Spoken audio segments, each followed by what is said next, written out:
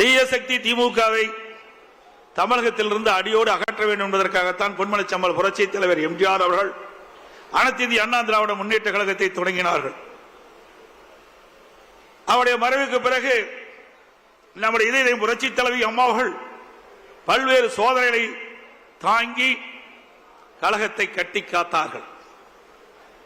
இருவரும் தலைவர்கள் இருக்கின்ற பொழுதுதான் ஏழை எளிய மக்கள், பட்டியலின மக்கள், விவசாயிகள், மீனவர்கள், நெசவாளர்கள், தொழிலாளர்கள், சிறுபான்மை மக்கள் என்று பலதரப்பட்ட மக்களுக்கும் அவர்களுக்கு நன்மை பயக்கக்கூடிய திட்டங்களை கொண்டு வந்து சாதித்த தலைவர்கள் நம்முடைய இருவரும் தலைவர்கள்.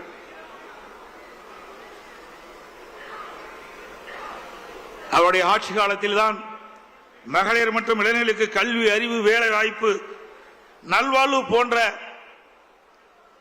அற்புதமான திட்டங்கள் கிடைக்கப்பட்டது. அமைதி, வளம், வளர்ச்சி என்ற அம்மாவின் கொள்கையே நமக்கு தாரக மந்திரமாக கொடுத்தவர் இதயம் புரட்சி தலைவி அம்மா அவர்கள். புரட்சி தலைவர், புரட்சி தலைவி அம்மா ஆகிய இருவரும் வகுத்து தந்த மனித நேயம், மக்கள் நலன், சகோதரத்துவம், சமத்துவம் ஆகியவற்றை எக்காலம் பேணி காப்பது நமது உயிர் மூச்சாக கொண்டிருப்பது அனைத்து இந்திய அண்ணா திராவிட முன்னேற்ற கழகம்.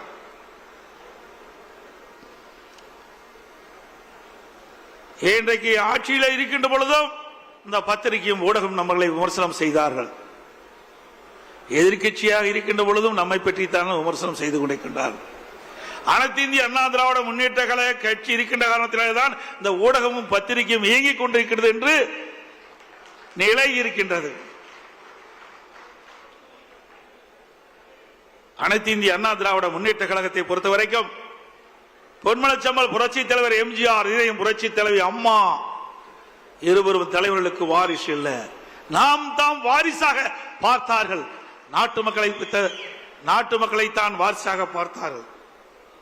அவளுக்கு என்ன செய்ய வேண்டும், எது செய்தால் நன்மை கிடைக்கும் என்று எண்ணி எண்ணி எண்ணற்ற திட்டங்களை வழங்கிய காரணத்தினால்தான் இன்றைக்கு அனைத்து இந்திய அண்ணா திராவிட முன்னேற்ற கழகத்தை எவராலும் தொட்டு பார்க்க முடியவில்லை.